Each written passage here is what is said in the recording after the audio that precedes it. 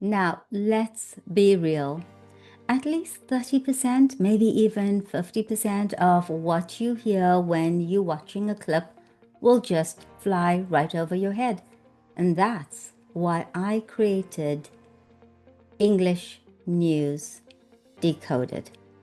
And the reason is not because your English is bad. No, no, no. But it's because native speakers like myself, we throw around phrases like, let me think, nail in the coffin, emotionally manipulative, throw someone under the bus. We just throw these phrases around when we're having normal conversations. Now, today, here with me, I'm Nas, by the way, we decode them, all of them one by one, because you deserve to understand English like an insider, not like an outsider, not as someone just reading a textbook.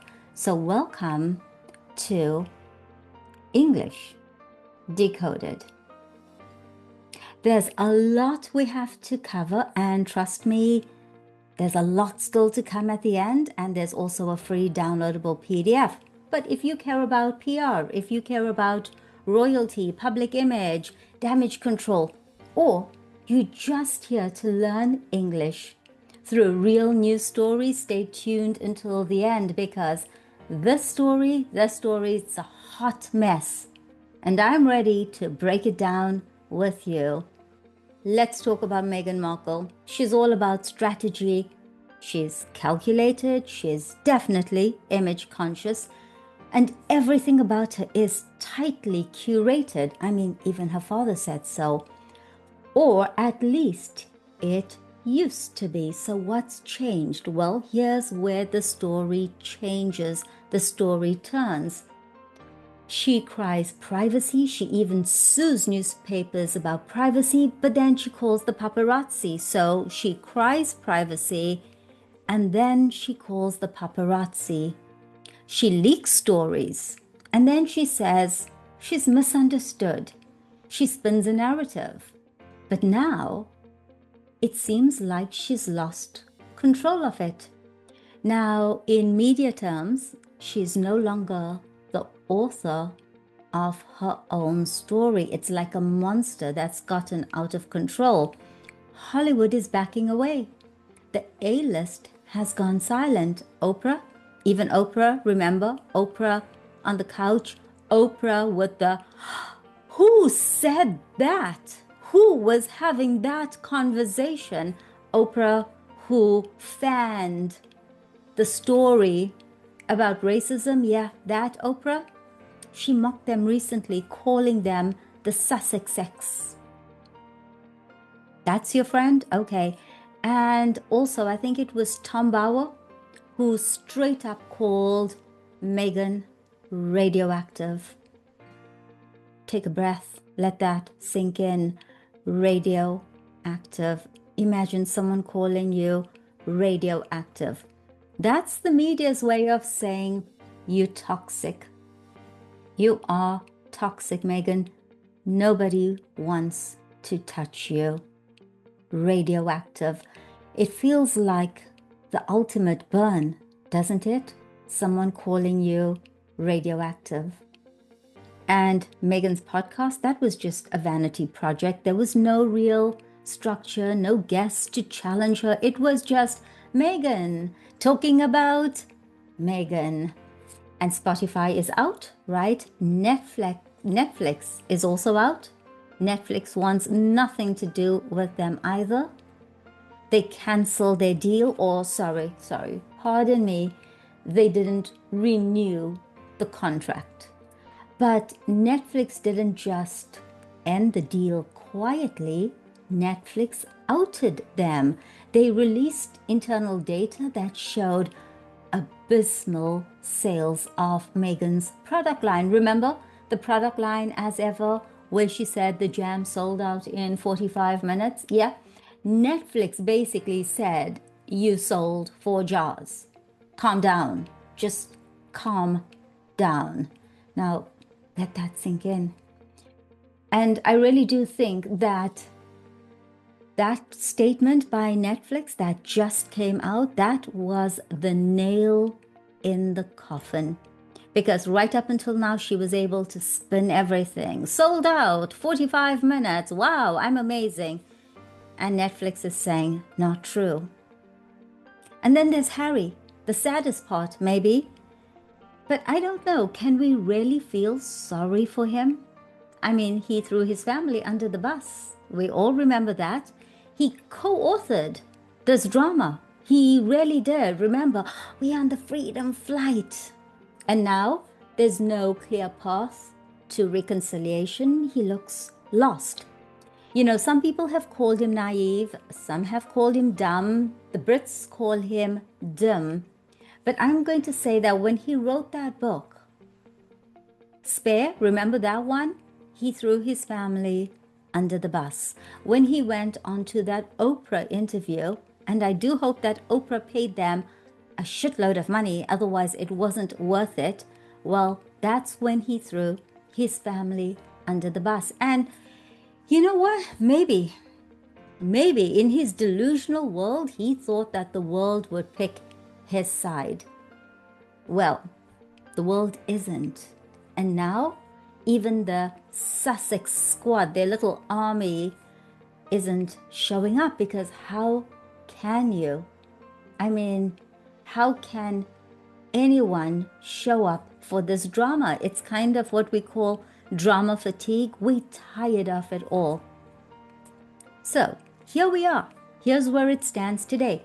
They've burnt their bridges back in the UK. They've alienated Hollywood, though I'm not quite sure how. I mean, they went from being invited to George Clooney's villa on Lake Como to being persona non grata. They don't get invited to the Met. They weren't invited to the Bezos wedding. They don't get VIP seats at public screenings. So they definitely not on the A-list. They've lost public trust. And worst of all, I think they've run out of spin. They've run out of spin. They've run out of ideas. They tried launching their rosé on Princess Diana's birthday. Nothing's working. So let's ask the question, what do they do now? If you were in their shoes, what would you do? What should the strategy be? Do they lay low? Do they try to rebuild credibility? Or do they just double down and go rogue? And I think that's what Meghan is going to do. That seems to be her MO, her modus operandi. For all you English learners out there, pay attention because, yeah, I've been spilling the tea, but this isn't just gossip. I promise you, it isn't just gossip. This is the language of reputation, media, meltdown. These phrases, you'll hear them in every crisis, every boardroom, every public takedown. When you are watching a news commentary, okay, now moving forward, don't just listen for the facts. Don't just listen for the content. Listen for the tone. Listen for the sarcasm. Listen for the idiomatic expressions because, like I said, they are all around you. And that's the difference between textbook English and real English. So, are you enjoying English News Decoded? And if you are an ESL learner, then I've got something extra for you. It's time to break it all down. Remember, I mentioned a hot mess. This is the only phrase to describe the situation. It's a complete disaster.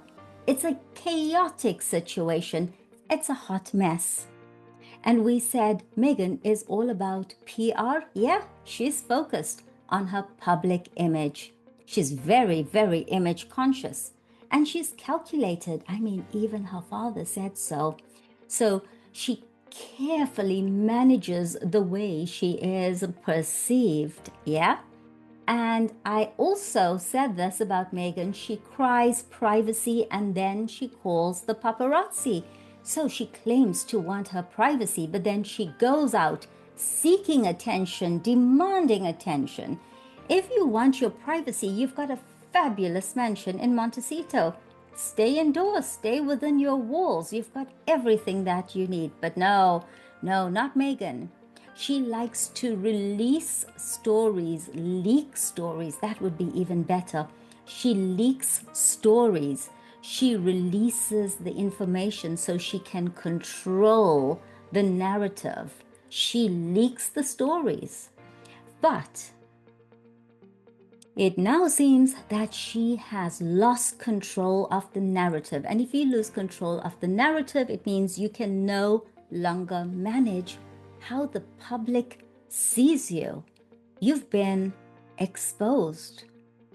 And I said that the A-listers, Oprah, remember Oprah, who did the interview where everyone was being called out for being a racist. Yeah, and Oprah was so offended by it all.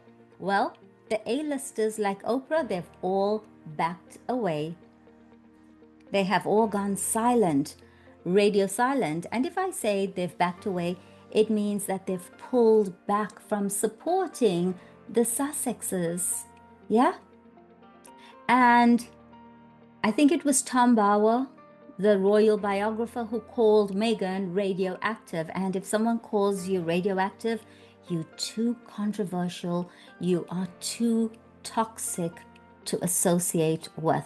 Now, I thought the phrase energy vampire was pretty amazing. I thought that was the phrase that really encapsulated people who drain your energy. But this one, oh wow, this one's even better, radioactive. You are more than just an energy vampire, you toxic. Toxic. That Britney Spears song, Toxic. But let's move on to the things that Meghan did. Okay, her podcast for founders. It was just a vanity project. So if something is a vanity project, it's centered around you. It's done for the ego, not because it's giving any value. Oh, the abysmal sales, those jams. Poor product performance. And Harry threw everyone under the bus. Kate, his father, Camilla, his brother, whether it was in the video, the interview with Oprah where he was throwing everyone under the bus. I mean, it kind of got crowded under that bus. And in the book, he was throwing someone under the bus every other page. Now, if you're throwing someone under the bus, you are blaming them. You're sacrificing them to protect yourself. This is particularly true when he made those comments about my father won't take my calls. Oh, deadbeat dad, King Charles, deadbeat dad. But no. Hold that thought. What if I told you that the reason that King Charles was not taking Harry's calls was because Harry was only calling for money? Yeah, because, Harry thinks money grows on trees. Ooh, do you know that one? Money grows on trees? Well, we actually say money doesn't grow on trees. That's the correct idiom. But Harry thinks money grows on trees. So when he said, my father won't take my calls, he was throwing his father under the bus. What he neglected to tell the world was, I'm calling for money. I'm calling with my begging bowl out. So, with that book, with the Oprah interview, he burnt bridges.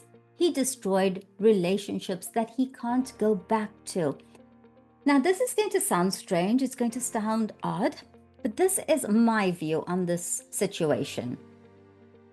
Oprah was invited to the wedding. She was a guest in someone's home. I think she was at the reception, but either way, she was a guest at the wedding. And then after that, she also threw her hosts under the bus. I don't know about you, but it's not really classy behavior. It just isn't. And now Meghan, back to Meghan, she's run out of spin. She can no longer control public perception. She's lost control of the narrative. And I said, what is she going to do next? Is she going to go rogue? So if she goes rogue, it means she's going to act unpredictably, often without approval, like that twerking video. Or is she going to go rogue by leaking stories about the Sussex summit? Was that her going rogue? And let's not forget that when they got onto their freedom flight, like they were escaping a war-torn country, they went rogue. They went rogue, but they had a diabolical plan. And guess what? It just blew up in their faces.